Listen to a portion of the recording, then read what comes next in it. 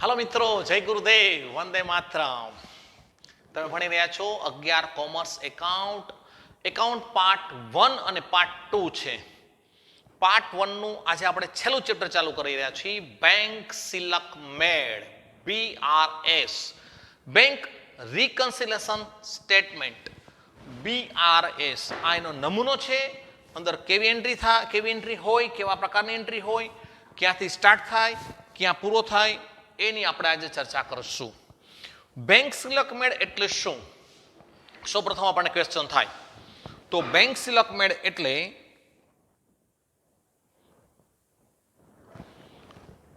વેપારીના રોકડ મેળ મુજબ અને બેંકની પાસબુક મુજબ જ્યારે સિલક ન મળે, કોઈ પણ ભૂલને કારણે, કોઈ પણ તફાવતના કારણે, તો એના પર એટલા માટે થઈને બેંક સિલક મેળ વેપારીએ બનાવવો પડે. આ ખાતું નથી પણ પત્રક છે. ફરીવાર સમજાવું છું. આપણા બેંક સાથેના વ્યવહારો બેંક આપણને પાસબુકમાં કે સ્ટેટમેન્ટમાં આપે. આપણે બેંકના વ્યવહારો, ચેક લખ્યા, ચેક મળ્યા, બેંકમાં રૂપિયા ભર્યા, બેંકમાંથી રૂપિયા ઉપાડ્યા, એ આપણે રોકડ મેળમાં બેંક ખાનામાં નોંધીએ. આના પહેલાનું ચેપ્ટર આપણે રોકડ મેળ ભણી ગયા. હવે જે આ બેંક ખાનામાં નોંધી તો કોઈ ચોક્કસ સમયે કે માસના અંતે આપણે જોઈ કે આપણી બેંકમાં સિલક કેટલી છે, અને પાસબુક સાથે બેંકે બનાવેલી અથવા બેંકના સ્ટેટમેન્ટમાં આપણે જોઈએ કે સિલક બરોબર આવે છે. જો ન આવે તો આપણે BRS બનાવવું પડે, તફાવતના કારણો હોય. તો પહેલા પ્રશ્ન એ થાય આપણને કે આ સિલક કેમ ન મળે, આવી સિલક કેમ ન મળે એમ. તો એના ઘણા બધા કારણો છે. ચેક પહેલા તો યાદ રાખો કે ચેક ઉપર જે તારીખ હોય ને 3 માસ સુધી ચાલે. એટલે હું ચેક જે લખું, હું એટલે વેપારી, આપણે જે ચેક લખી એ સામેની વ્યક્તિ 3 માસમાં ગમે ત્યારે જાય તો ચાલે. હવે આજે આપણે ચેક લખ્યો તો આજે જ બેંકમાં જાય એવું સ્વાભાવિક છે, ન બને. તો એટલે ફેર આવે. મેં ચેક અશોકભાઈને લખ્યો તો અશોકભાઈ ખાતે ઉધાર બેંક ખાતે જમા કરી નાખ્યું. મારા ચોપડામાં બેંક સિલક ઘટી ગઈ, પણ અશોકભાઈ જેદી બેંકે જાય, પોતાની બેંકમાં નાખે, ક્લિયરિંગ થાય, એક બેંક નહીં બીજે બેંકની લેતી દેતીને ક્લિયરિંગ કહેવાય, ચેકની, એ થાય તો મારા ખાતામાં ડેબિટ થાય, તો મારા ખાતામાં બેંક ઉધાર કરે. ત્યાં સુધી બેંકની પાસબુક પૂરેપૂરી સિલક બતાડે, મારી રોકડ મેળમાં સિલક ઓછી આવે. એવું લખેલા ચેકમાં બને, એવું ભરેલા ચેકમાં બને. દાખલા તરીકે મને કોઈ ચેક આપ્યો તો એવું જરૂરી નથી કે હું આજેના જે બેંકમાં જાઉં. મને ચેક આપ્યો એટલે ઈ પાર્ટી ખાતે મેં જમા કરી નાખ્યા, બેંક ખાતે ઉધાર કરી નાખ્યા. હવે બેંક મને કેદી જમા આપે? હું બેંકમાં ચેક નાખું તો નાખું પછી 2-3 દિવસ ક્લિયરિંગમાં જતા વાર લાગે. એ ભાઈના ખાતામાં સિલક ન હોય તો બેંક ના પાડે. તારીખમાં કાંઈ ફેરફાર હોય, છેકો હોય, સાઇનમાં ફેરફાર હોય.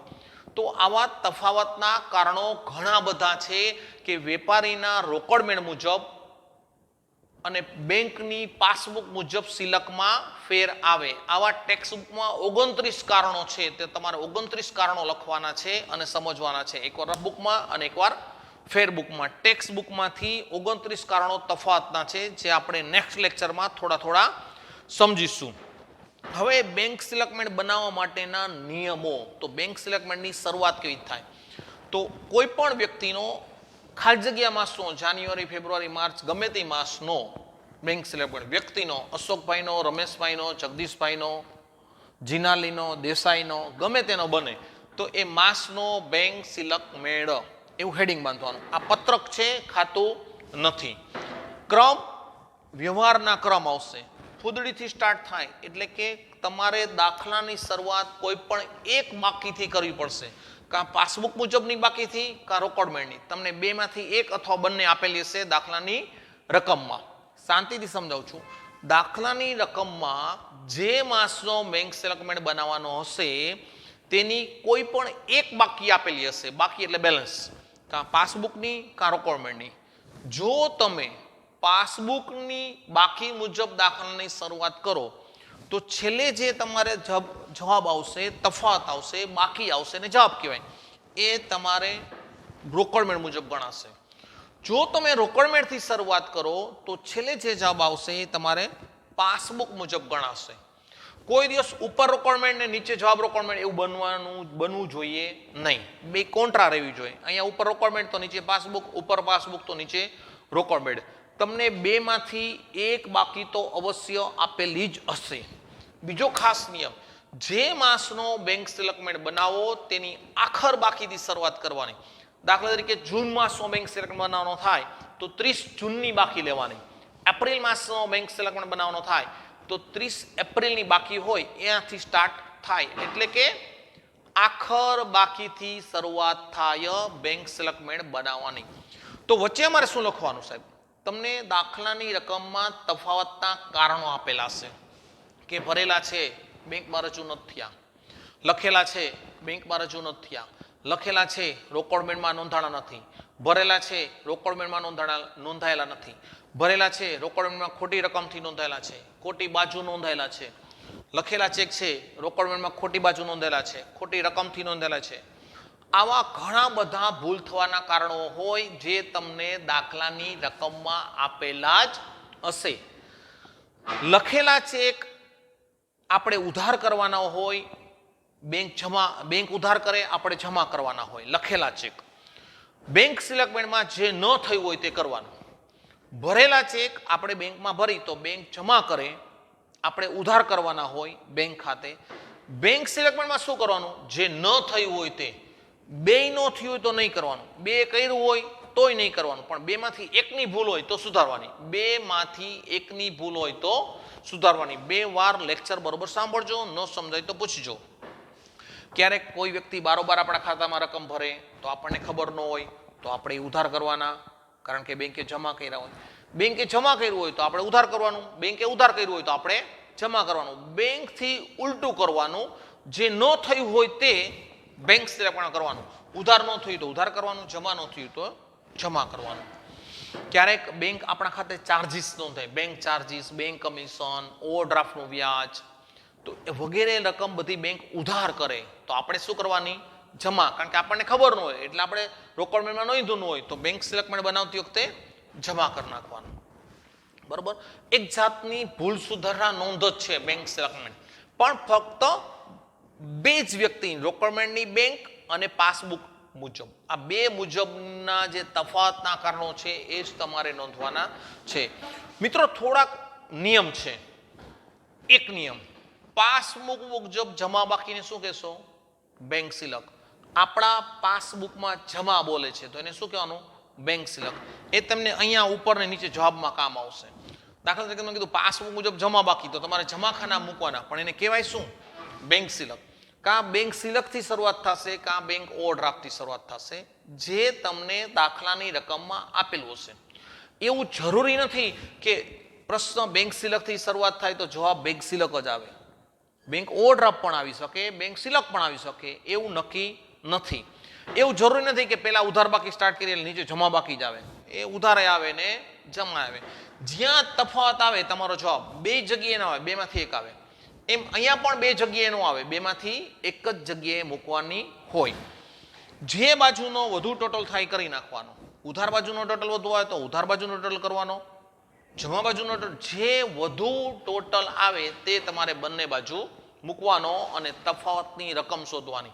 તફાવતની જે રકમ આવે એ તમારો જવાબ. એ કયા ખાનામાં આવે? ઉધાર ખાનામાં તફાવત આવે તો ઉધાર બાકી, જમા ખાનામાં તફાવત આવે તો જમા બાકી. તફાવતના કારણોની આપણે આગળ ચર્ચા કરીશું. નિયમ નંબર 2, પાસબુક મુજબ ઉધાર બાકી એટલે બેંક ઓવરડ્રાફ્ટ, પાસબુક મુજબ જમા બાકી એટલે બેંક સિલક, પાસબુક મુજબ ઉધાર બાકી એટલે બેંક ઓવરડ્રાફ્ટ. આ થઈ પાસબુકની વાત. એવું રોકડમેન્ટમાં પણ બે બાકી હોય, ઉધાર બાકી ને જમા બાકી. રોકડમેન્ટ તો તમે ભણ્યા જ છો, તો રોકડમેન્ટ મુજબ ઉધાર બાકીને શું કહેવાય? બેંક સિલક. અને રોકડમેન્ટ મુજબ ને જમા બાકીને બેંક ઓવરડ્રાફ્ટ. બરોબર? આપણી જેટલી પાસબુકમાં સિલક હોય એટલી જ રોકડમેન્ટમાં બોલતી હોવી જોઈએ. એ ન બોલે તો તમારે બેંક સિલકમેન્ટ બનાવવો પડે. બેંક સિલકમેન્ટ બનાવે કોણ? એ વેપારી જ બનાવવાનો હોય. રોકડમેન્ટ વેપારી બનાવે, પણ કંઈક ભૂલ થઈ ગઈ હોય, કંઈક કારણ હોય, બેંકની ભૂલ હોઈ શકે, આપણી ભૂલ હોઈ શકે, તો એ બધા કારણો પરથી બેંક સિલકમેન્ટ બને. બેંક સિલકમેન્ટ અંગ્રેજી બેંક રિકન્સિલેશન સ્ટેટમેન્ટ, BRS બરોબર મિત્રો, પાસબુક થી શરૂઆત થાય તો છેલ્લે જે જવાબ આવે રોકડમેન્ટ, આટલું ધ્યાન રાખો. રોકડમેન્ટ થી શરૂઆત થાય તો છેલ્લે જે જવાબ આવે પાસબુક. એવું જરૂરી નથી કે ઉપર બેંક સિલક હોય તો નીચે બેંક સિલક જ આવે. નીચે જવાબ બેંક ઓવરડ્રાફ્ટ પણ આવી શકે. તો બેંક ઓવરડ્રાફ્ટ એટલે શું? હમણાં જ આગલા લેક્ચરમાં આપણે રોકડમેન્ટમાં સમજ્યા હતા. બેંક ઓવરડ્રાફ્ટ એટલે બેંક આપણી પાસે રકમ માંગે. જેટલી સિલક બેંકમાં હોય એનાથી ક્યારેક વધુ પણ ઉપાડી હોય, આપણે એવી આપણને મંજૂરી આપી હોય તો ઉપાડી હોય, તો આ વધારાની રકમ ઉપાડી અને બેંક ઓવરડ્રાફ્ટ કહેવાય, જે બેંક આપણી પાસે માંગે. બરાબર મિત્રો, તો અહીં આ 4 નિયમ, 2 રોકડમેન્ટના, 2 પાસબુકના, એની બાકી અને આ નમૂનો, આટલું આપણે જોયું. જે તમારે રફબુકમાં અને ફેરબુકમાં ઉતારી લેજો. નો સમજાય તો પાછું ફોનથી પૂછજો. ટેક્સ્ટ બુકમાં તફાવતના કારણો 29 આપેલા છે, જે તમે એકવાર લખી લેજો. આપણે એની નેક્સ્ટ લેક્ચરમાં ચર્ચા કરીશું. વંદે માતરમ, જય ગુરુદેવ.